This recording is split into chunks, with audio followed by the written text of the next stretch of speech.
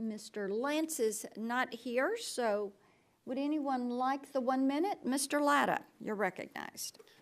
Well, thank you, Madam Chair, and I appreciate you holding today's hearing on these 4 bills, including my own, the Small Entity Regulatory Relief Opportunity Act, or SERRO. Recognizing that small businesses are the engines of our economy and do not require the same level of regulatory oversight as large entities, the gentleman from Oregon, Mr. Schrader, and I put forth a common sense proposal to create a regulatory environment that encourages innovation, spurs competition, and fosters consumer choice. SERRO offers a pathway for regulatory relief for small entities by directing the FCC to streamline their existing waiver process. This will benefit small business and their customers by providing greater certainty, fewer costs, and administrative efficiency. Since introducing H.R. 3787, Mr. Schrader and I have made countless efforts to consider all stakeholder feedback and input, and today's discussion is a continuation of those efforts. I look forward to hearing from our panelists, and I thank the gentlelady, the chair of the subcommittee, for yielding. Thank you. Gentleman yields back. Mr. Latta, you're recognized for 5. Well, thank you, Madam Chair. And Mr. Gessner, when I travel around my district and meet with a lot of my business owners, especially the smaller business owners, they talk about the overregulation that's occurring, especially on the federal side. And then also how that regulation affects your business. And also a lot of times as legislators and then the regulators, they don't really see the after effect of what happens. And I was wondering if you might be able to look as a small business owner and also in telecommunications, if you can think of some real-world examples where SERRO could have helped your business and consequently your customers.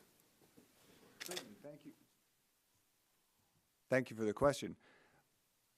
I offered a brief explanation of my situation in 2010 during my testimony. I'll expand on it a little bit.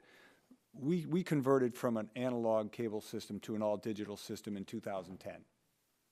We thought that was the right thing to do. We were well before everybody else, and we went along with the broadcasters at the same time.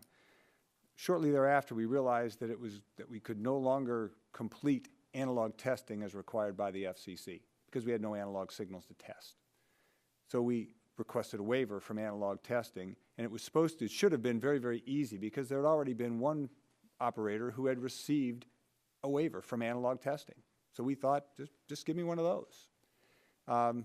So we went to the expense, we went to the time, produced the affidavits and all that sort of thing, and there were several, maybe a half a dozen of us who were doing the same thing at the same time. Radio silence. We didn't hear anything for 7 years.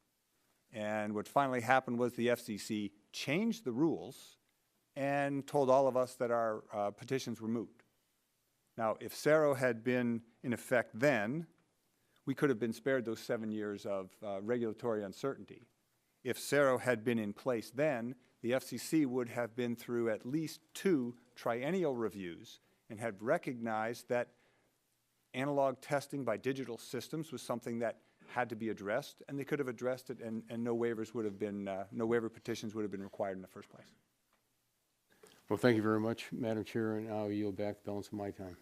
Gentleman yields back.